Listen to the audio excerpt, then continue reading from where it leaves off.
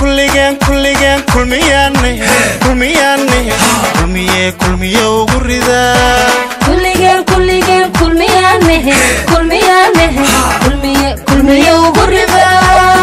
iyadoo ay maanta ku beegneed maalintii labaad ee xisbiga talada dalka haya ee kulmiye uu lahaa ololaha kaambeynka doorashooyinka madaxtooyada Soomaaliland ka dhici doona dhawaan ayaa boqolaal kamid ah taageerayaasha xisbiga kulmiye isugu soo bixin shaariicada waaweyn ee magaalada Ceelaf Weyn sidoo kalena waxay taageerayaashani socod dheer ku soo mareen suuqyada magaalada Ceelaf Weyn ugu dambeyntiina waxay boqolaalkan taageerayaasha ahi isugu soo biyashubteen khayriyada weyn ee bartamaha magaalada Ceelaf Weyn ee galbeedka gobolkaasi Sanaag ugu horeen waxa goobtaasi ka hadlay qaar kamid ah mas'uuliyiinta xisbiga kulmiye ee degmada Ceelaf Weyn taageerayaal iyo waliba mas'uuliyiinta kaambeynka xisbiga kulmiye ee degmada Ceelaf Weyn waxaana yiraahdeen waxaan aad ugu faraxsanahay taageerayaasha xisbiga kulmiye degmada Ceelaf Weyn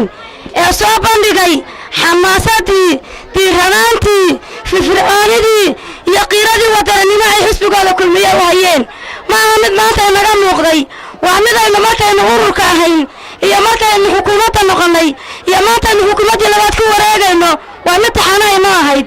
aad iyo aad ayaan idinka mahad celinayaa xisbiga kulmiye aguulayso musharaxeena aguulayso ilaahay idamkiisa waxaan ilaahay ka baryaynaa in musharaxeenu guulaysto kulmiye ma abaynaa musabiixi cabdi ma siina adka kulmiye hanaalaado musabiixi hanaalaado aguulaysto waxay yiraahdeen reer Muqdisho wadani waxaan u aragnay xisbiga kaliya keeni kara ama abuuri kara midnimada ummadda Soomaaliyeed Soomaaliya ma inuu soconaa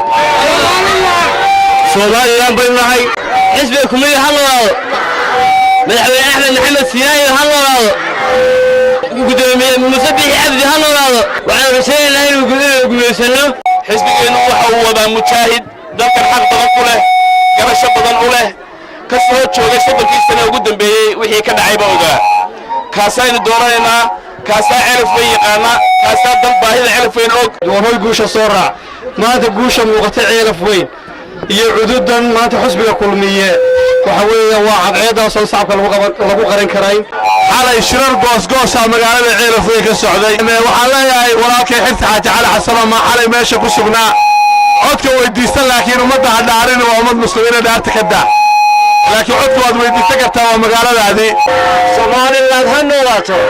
madaxweynaha Soomaaliland ha joogo ha jiro musharaxa madaxweynaha ee islaamka xisbigu ha guulayso